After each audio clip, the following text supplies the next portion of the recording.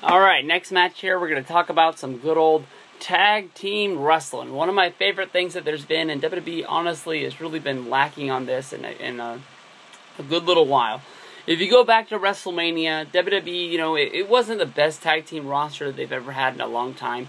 But the fact that they were able to open up with a four corners elimination tag match was awesome to me. You had the Matadors, you had Ryback, you had the Real Americans, and you had the Usos all out there fighting over the WWE Championship.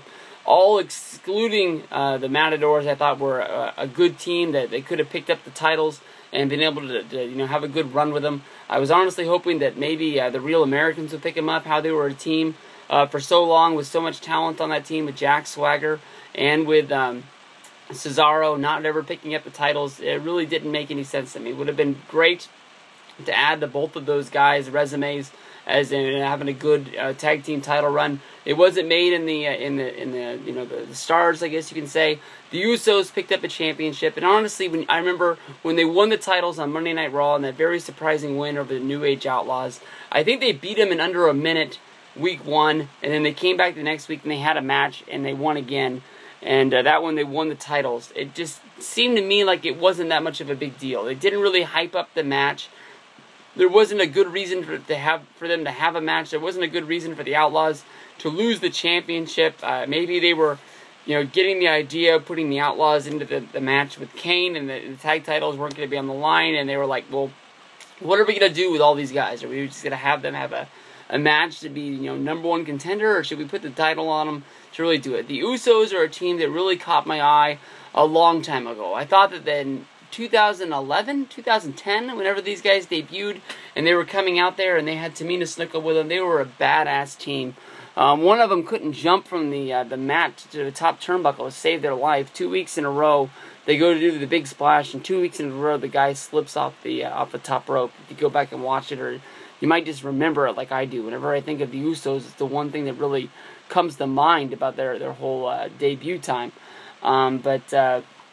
You know, the Usos, you know, they should have won the championships back then. They really started fighting. They had a deal built up with them, almost like Daniel Bryan, where it was like part of their deal where they wanted to beat the Shield. It was their main objective. We saw that they would go out there and they would have matches. They'd be able to stand up against them, but they weren't able to ever get the job done. That's when they started painting their face and trying to go with a different sort of mystique about them, and they thought that was going to be what put them over the top. And ends up they just started painting their face. Maybe they got a T-shirt out of the deal. Maybe they, you know, did whatever. Maybe the kids like them a little bit more. I'm not sure, but it took a little bit more than that for them to be able to complete the package. Finally, they were able to beat the New Age Outlaws, like I said, and since then, they really haven't been that great of champions. You know, they've had matches. They've won some. They've lost some. We've seen them trade wins and losses with the Wyatt brothers, with Luke Harper, and with Eric Rowan. We see them have singles matches where, like on Raw this week, you know, one beat one and one beat the other one. Honestly, to me, this isn't much of a feud. Like I've said, the Usos' first run with the title hasn't been that great. But if you look at the Wyatts, the way that they came in during last summer, before SummerSlam, I think is when they debuted. They built up to having that first big match against Kane, the Ring of Fire. I think it was the Ring of Fire. I think they played Johnny Cash, if I'm not 100% sure. I can't really remember what the hell they called it, but it was something. And I remember Johnny Cash was somehow involved. But, you know, you can easily say the Wyatts haven't been what you thought they were going to be. You know, built up. Everybody thought it was cool that he had the big match against John Cena.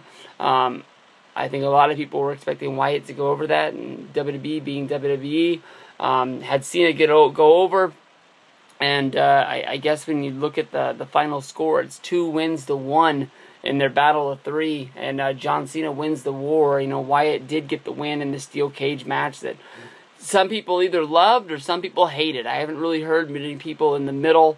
I just didn't understand why Cena wouldn't jump out of the cage. Even if it was, you know, he was going to fall down on Rowan, he would have had the win. He would have been able to move on, and he would have been able to beat him. Maybe when he even jumped down onto Rowan, he would have took him out with the splash, and then he would have the advantage, and he could have, you know, sort of got out of there looking like a winner. But I don't know. They brought the little kid in. I was just thinking about that little kid today. How we haven't seen him since Extreme Rules, and what the hell happened to that kid. But you know, if you know, the Wyatts were able to pick up the championships. I think it would put them in a different class and make them look like they were actually doing something. You can easily see on Monday they came out, they had their new entrance music with the accordion playing. He's got the whole world. I don't know if that means that the Cena feud must continue, or if that means, you know, they just give him their own identity. But, you know, anytime you ever look at guys, they get a new theme, they get new sort of tights and appearance, they're going to put the straps on them. They don't go out and just give guys their own entrance music, their own entrances, if they're not going to do something with them. Easily, in my mind, I think the Wyatts have this match.